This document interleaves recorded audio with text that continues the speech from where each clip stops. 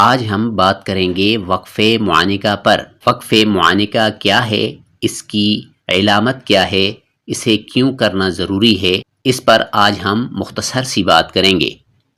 انشاءاللہ بہت مختصر سی ویڈیو ہوگی جو آپ کو بہت زیادہ فائدہ دے گی۔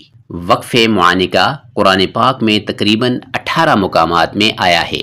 مختلف مکاتب فکر اور قرات کے رسم الخط کے مطابق اس میں کچھ معمولی فرق ہو سکتا ہے، لیکن مشہور یہی ہے۔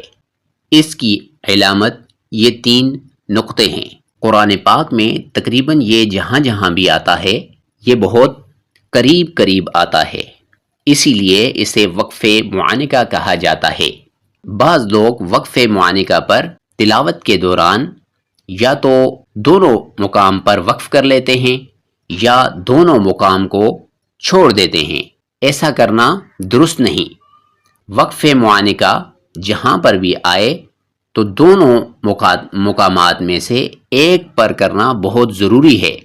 ہم دونوں پر بھی وقف نہیں کر سکتے اور دونوں کو چھوڑ بھی نہیں سکتے۔ یا تو ہم پہلے پر وقف کریں گے یا ہم دوسرے پر وقف کریں گے، مگر دونوں میں سے ایک پر وقف کرنا بہت ضروری ہے۔ جیسے ہم پڑھتے ہیں بسم اللہ الرحمن الرحیم، ذالک الکتاب لا ریب فیہ، یعنی آپ نے دیکھا کہ لا ریب پر وقف نہیں کیا اور فیہ پر وقف کر دیا۔ ھدی للمتقین۔ اب جب بھی آپ قرآن پاک میں تلاوت کریں تو اس طرح کا جب بھی وقف آئے، یہاں پر ایک لفظ کے بعد پھر وقف معانقہ ہے۔ بعض اوقات تھوڑا سا مزید فرق بھی ہوتا ہے، مگر جب بھی یہ وقف معانقہ آئے تو دونوں میں سے آپ نے ایک پر وقف کرنا ہے۔ اس وقف معانقہ کا تعلق قرآن پاک کے ترجمہ کے ساتھ بھی ہوتا ہے۔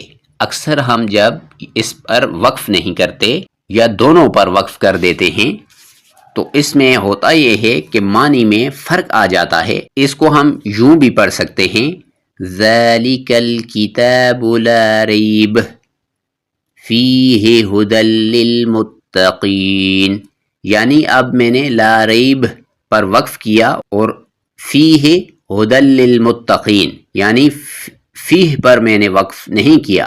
تو مختصر یہ کہ ان دونوں وقف میں سے ایک مقام پر وقف کرنا بہت ضروری ہے۔